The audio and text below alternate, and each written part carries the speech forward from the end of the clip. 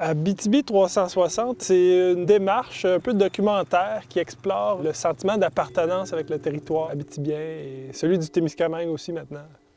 En fait, le nom dit ce que c'est, ça parle de l'Abitibi et c'est tourné en 360. L'idée, c'est d'aller à la rencontre de personnages qui ont un lien fort avec le territoire.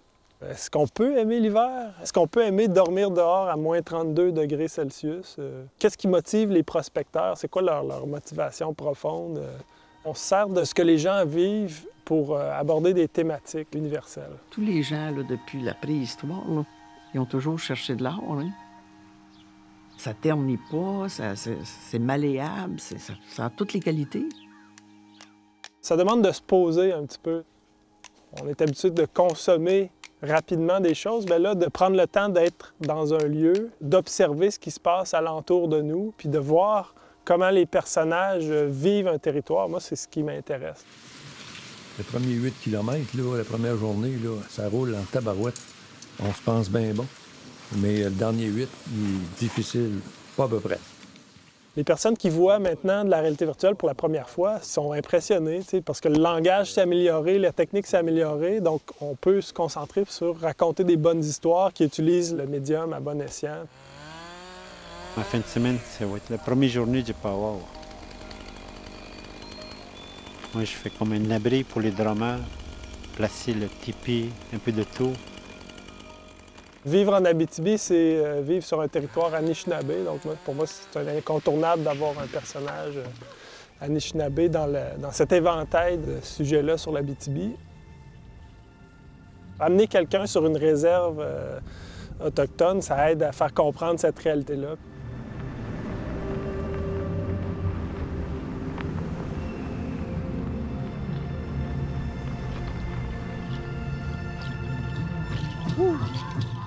Pour moi, le tournage en 360, c'est une façon d'explorer le plan large qu'on utilisait déjà au cinéma, mais à son expression la plus extrême, si on veut. Là, on capte 100 d'un environnement. Quand physiquement tu commences à souffrir, c'est là que tu rentres dans ta bulle.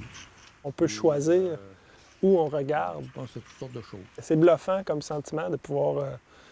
Regarde, tu sais, j'entends un oiseau, là, je regarde, puis je vois comme le paysage, alors que l'action se passe là, mais moi, ce qui m'intéresse, c'est là.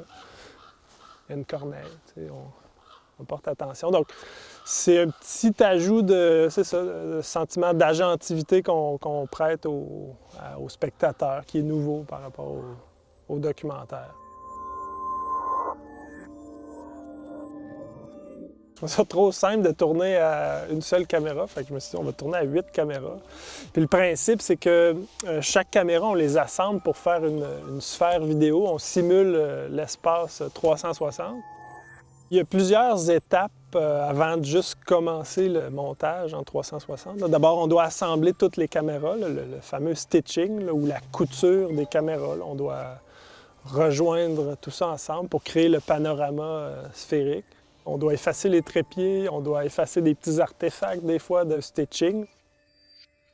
En fait, on capture une sphère par œil. L'idée, c'est de reproduire l'environnement en stéréoscopie. Donc, comme la vision humaine, on capte tout à 2 yeux.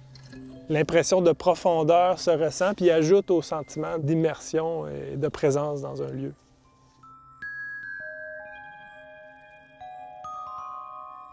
Sainte-26, Parlement. J'ai travaillé beaucoup avec Dominique Saint-Amand, qui est, je dirais peut-être le seul DOP 360 au Québec, ou en tout cas un des seuls, ça ne court pas les rues. Il y a des principes qu'on emprunte au cinéma qui marchent, il y en a d'autres qui sont un peu moins adaptés. Là. On n'aura pas de plan de coupe, on n'aura pas de gros plan, mais on peut quand même penser à la composition de l'image, puis faire une espèce de mise en scène autour de la caméra, avec des éléments plus proches, des éléments plus loin, d'avoir un personnage dans un secteur de l'image, puis avoir un paysage dans un autre secteur. Donc on compose l'image comme ça. Désert à prise 1. Allez vous cacher, comptez 1 minute, puis on revient. C'est pas toutes les caméras qui permettent de monitorer à distance, donc on est un peu à la merci parfois du hasard. On pèse sur Record, on s'en va se cacher quelque part. Fait que sur un lac, aller se cacher, c'est complexe. Là. de visite. Mais... Poodle. Quand on comprend pourquoi une personne aime un tel lieu, ben, on se dit, ah ben, spontanément, j'aurais pas associé ça au paradis, moi, une forêt de pin gris, mais pourtant, il y a des valeurs qu'on peut associer à ça. Puis quand on prend le temps d'observer puis d'être dans un lieu, ben, on peut mieux apprécier. Prise 2.